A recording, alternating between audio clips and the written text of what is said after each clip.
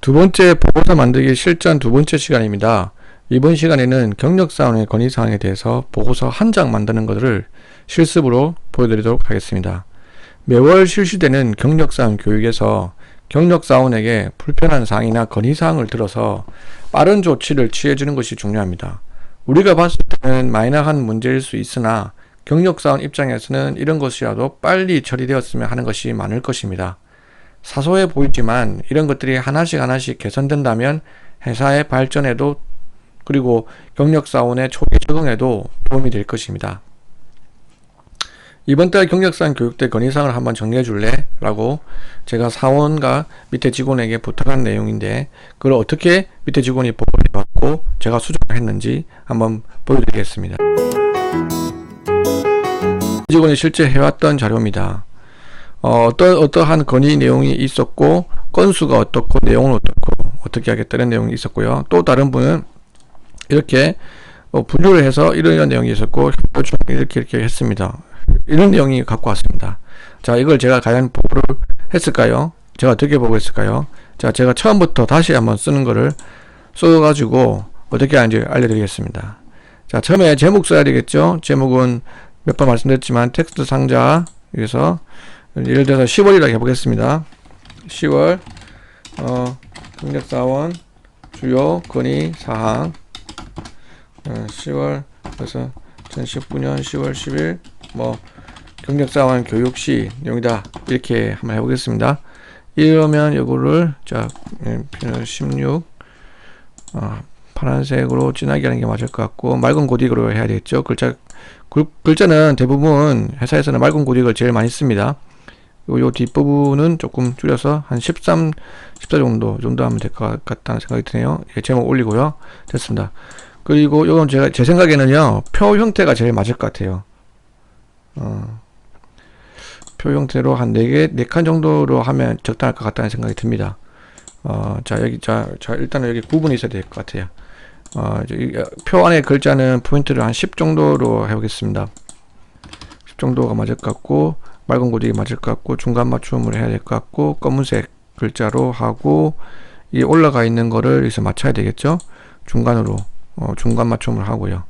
그 다음에 여기는 건의사항이 나와야 될 것 같고, 제 생각에는 해당 부서가 있어야 될 것 같아요. 조치부서, 그 다음에 조치사항이 있어야 될 것 같다는 생각이 듭니다. 자, 이것도 분류를 해야 되는데요. 분류를 할 거예요.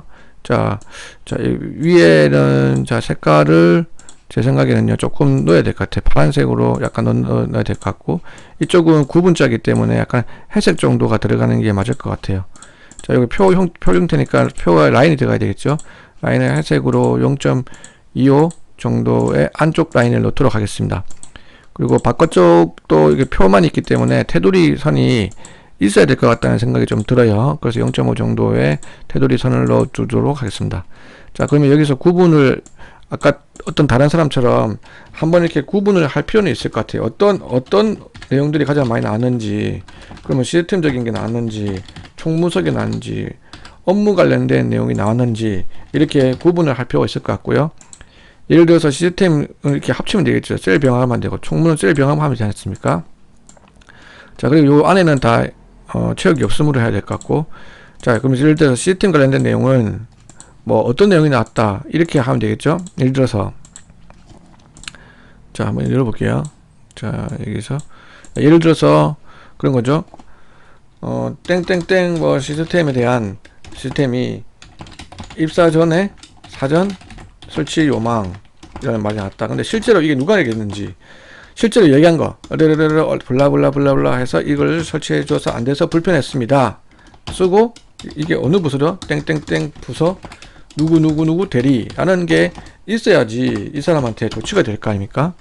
자, 그러면 요 내용은 실제 내용은 볼드체를 하면 되고요. 이 관련된 부서가 있을 거 아닙니까? 이거 조치를 해야 될 부서 땡땡땡 정보 무슨 부서 그리고 이거는 조치를 어떻게 하기로 했습니까?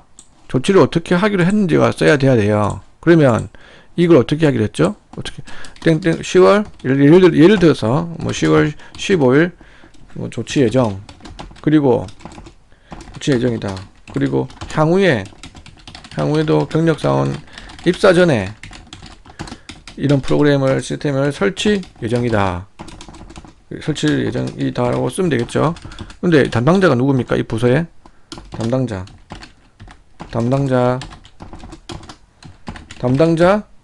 뭐 누구 대리가 조치를 취해주기로 했다. 이것을 하면 되는 거죠. 자, 밑에 것도 다 마찬가지예요. 자, 여기에 점을 찍을 때 이걸 당기셔야 돼요. 이렇게. 그래야 가장 문서가 보기 좋게 나옵니다. 여기도 이것도 아마도 한 부서겠죠. 그러면 셀 병합을 하면 되는 거고, 여기도 아마 총무 관련된 것도 아마 한 부서겠죠. 땡땡땡 총무팀이 되겠죠 아마.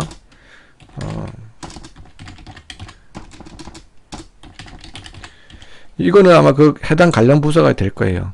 자, 그러면 이게 한 장이 되는 거예요. 굉장히 간단하게 한 장만 보고하면 되는 겁니다. 이런 식으로 실제로 리얼한 얘기, 이 사람이 했던 얘기를 이렇게 써야 되는 거예요. 자, 한번 보여드릴게요. 매우 간단하게 나옵니다. 제목이 나오고 여기다가 구분자에 구분을 하면 되는 거고요.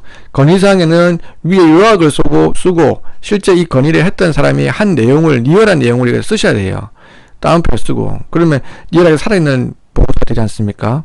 조치부서는 어느 부서에서 어떻게 하기로 했다, 누가 해주기로 했다, 앞으로 어떻게 할 거다, 이렇게 쓰면 됩니다.